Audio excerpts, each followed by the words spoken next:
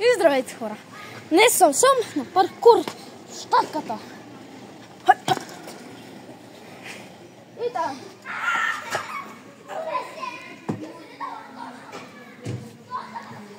Почвам с най-опасните неща.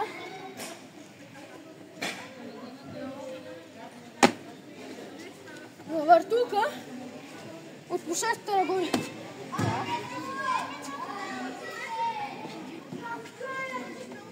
Малко е тъмничко, малко не се вижда.